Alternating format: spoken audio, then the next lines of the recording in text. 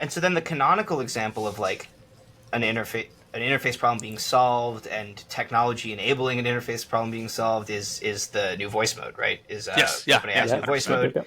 And I think it's worth talking about a little bit now because it's rolling out this week, and we've gotten to see the the first demos popping up on Twitter, and so I don't know. I guess just like, what are your guys' thoughts on the voice mode? Like, I know we're all excited to get our hands on it, but like, Huge. how do you see it affecting AI and affecting It's really the public perception of AI, because it's not enabling that many things that we couldn't already do. It's more of like making it easier to access and improving the experience greatly. I think it shows how much little humanizing tweaks matter, Mm-hmm. right? The fact that I can interrupt it makes it feel way more human. The fact that it has these vocal inflections, that it has breathing. I know Tech Twitter makes fun of it, and Tech Twitter talks about how they want super speedy, like 4x podcast speed responses. And that is not what most people want. Most people want this thing to sound human, to sound interested in what they're talking about, to be encouraging.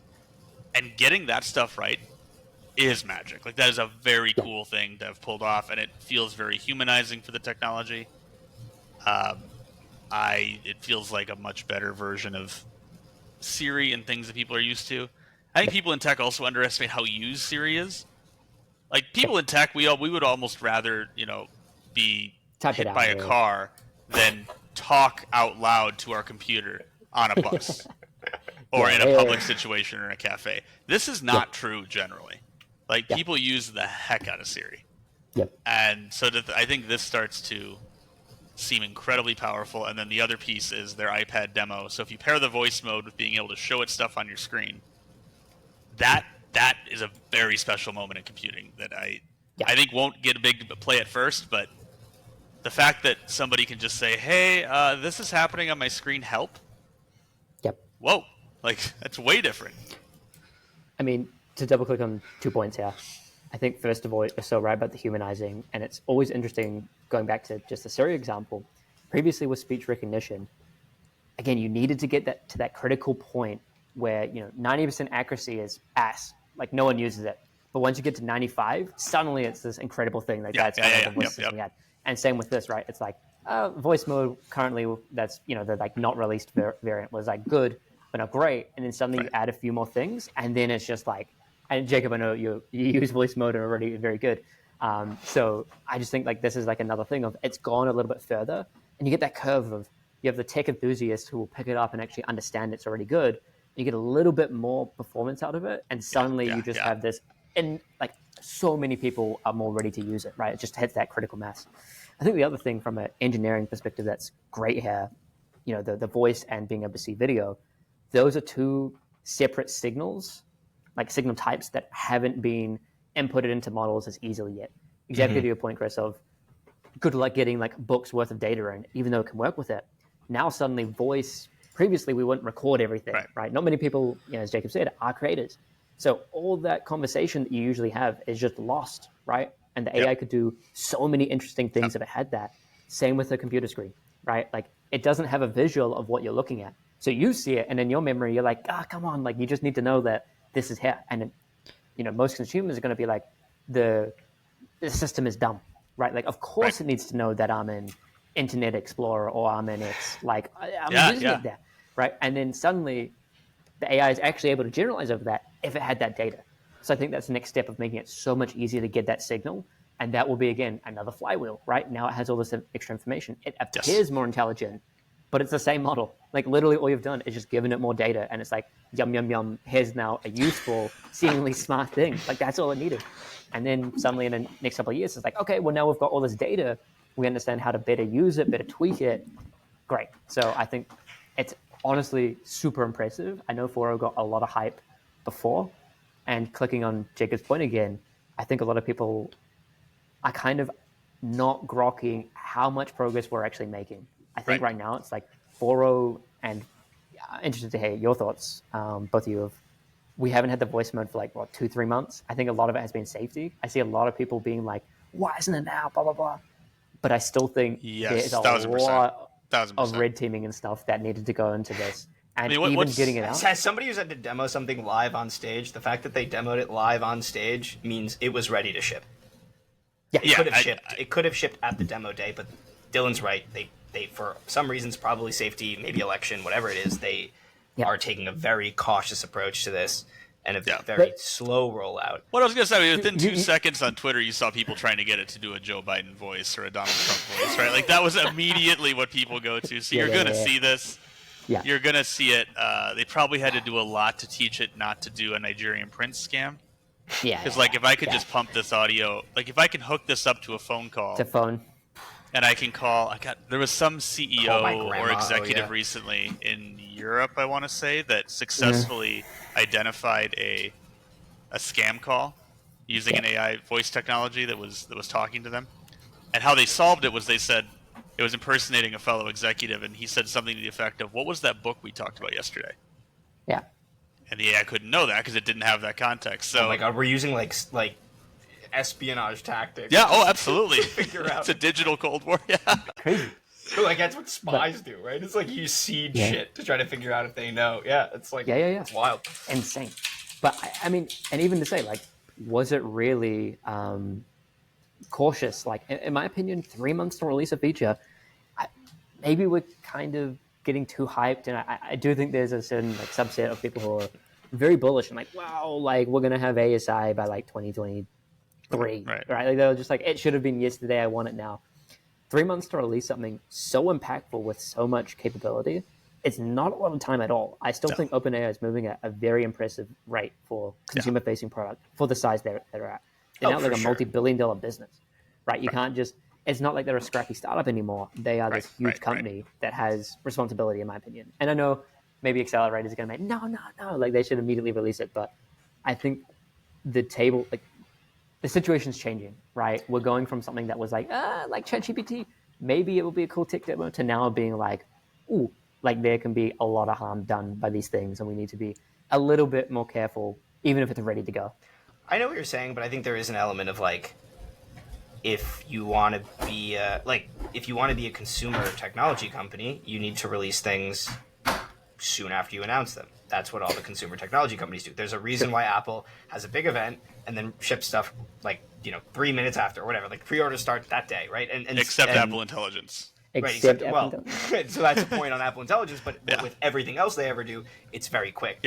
There's a reason why we don't do that at Microsoft, and there's a reason why we announce things a little earlier and let companies, our customers, tell us how they feel about it, and we can incorporate some of that into the work we're doing. And so there are different incentives, and I think if OpenAI asked for this backlash. They decided to announce the thing 3 months before they were willing to ship it, and they showed it live on stage. They made it very clear it was ready, and then they didn't ship it. So it's like, I actually don't feel bad for them at all. They chose this. Part of the speculation is also, do they time it relative to competitors, right? So if another offering comes out and shows a great voice mode, do they feel compelled to have to respond?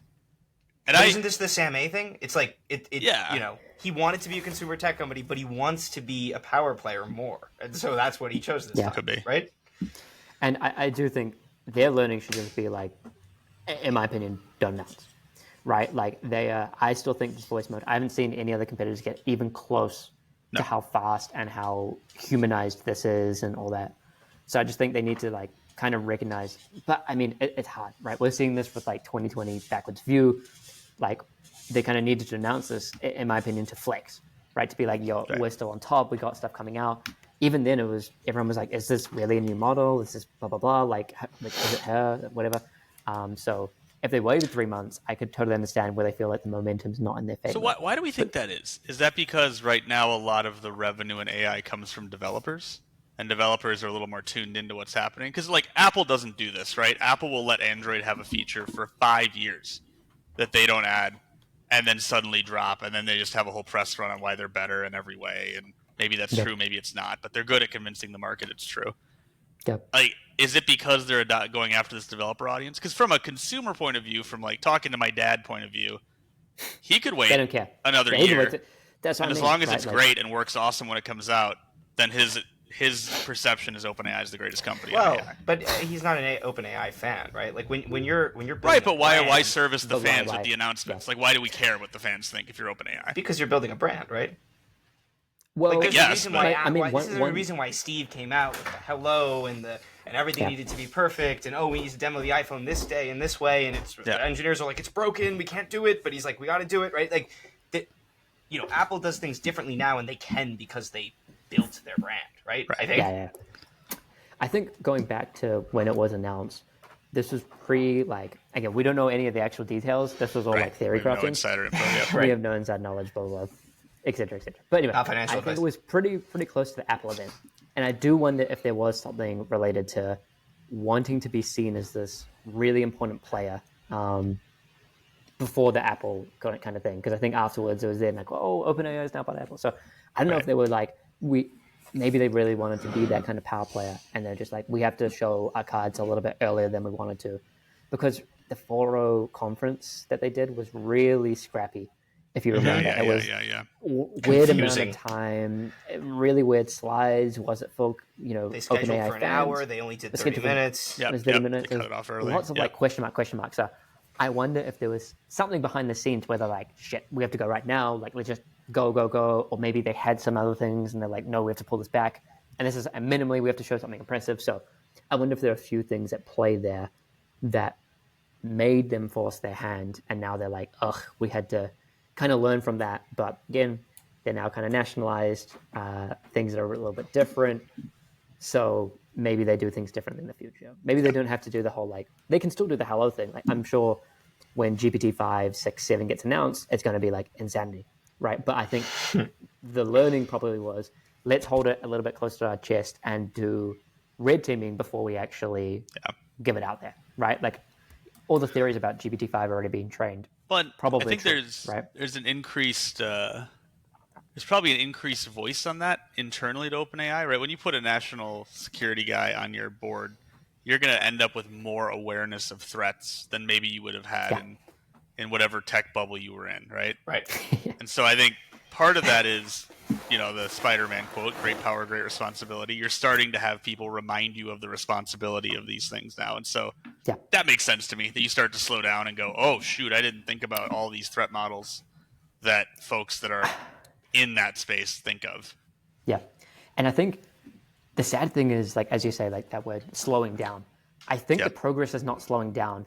It's, I think, the responsibility that you have. And this is not, I'm not trying to get at a EAC versus deaccelerator sort of thing. I'm actually getting to the point of, I think they know that with each next step, you want to be first, but you need to be very careful with how you are first, right? Because that could do reputational brand damage now, right? Like, if you put something out that just gets completely jailbroken, completely misused, people are going to be like, we can't trust OpenAI. And now when they're like, no, please, GPT-7 is here, and it literally is AGI. And everybody's like, no, we're going to safe super intelligence. We're going to get Ilya's problem. Yeah. Maybe famous last words. Maybe they just immediately put out GPT-7 and everyone's like, well, it's AGI, who cares? Well, it's over. Yeah. So, yeah. I mean, AGI is GPT-6. I think we know that. There's no GPT-7. Yeah, there you go.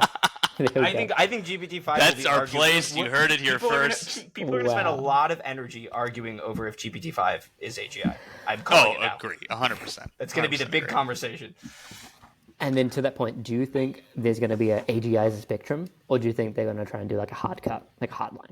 Because I think you keep moving the goalposts. Yeah, all the time. I think you keep. I think company-wise, you keep moving the goalposts because you don't want to say we achieved AGI. And then from the people side, I think everybody's going to argue over the terminology forever. We can't even agree on simple facts. So I mean, especially because isn't there a clause in? I don't have any insider knowledge in this, but isn't there a clause in OpenAI's investment contracts or sort of their documentation that when they call something AGI, then you've flipped a switch. Like, there's a different sort of business happening. There's investment consequences to that. So AGI is a loaded legal term for them. That represents a step change in the company. It's wild that they would be able to put that in there when it's a term with no definition. Yeah, that's super interesting. Yeah, there is some mechanism for how that's identified, but I think they have a lot of incentive not to call it AGI until it is unavoidably AGI. Interesting. Okay, something to keep in mind. So we can verify that for next time. We'll come back with some more details on it, but I think that's true. Totally. And then, I mean, this is just another random point. Has the Turing test officially been broken? Like, just as an example, crushed. It must have been, right? Like, destroyed. We're talking about character AI and like the fact that you can talk to the voice celebrity. mode definitively probably kills it, but I think it's already been passed. We're inventing new Turing tests all the time because the original Turing test Dunzo. Right. But like, isn't that crazy that just in the last few years we went from will the Turing test ever be broken? Like, don't think computers will get that smart to now having not just text but voice that you can barely tell the difference of. Right. Like, we went from the intercom, chatbot that everyone hated to to like people falling in love with character AI characters. Like, that is wild. Yeah. And imagine character AI now when you start being able to generate any kind of voice, the voice is like natural. I mean, yeah, I don't know. The sky's the limit with this stuff, and it does paint in my mind a very bullish picture for entertainment. Her movie review coming soon, so we can talk about the consequences of having breathy, friendly AI that you can talk to at all hours. That's a thumbnail right there. She breathy. Totally. All right, we should probably start wrapping things up, right? Yeah. I mean, absolutely, good place to do it. Yeah.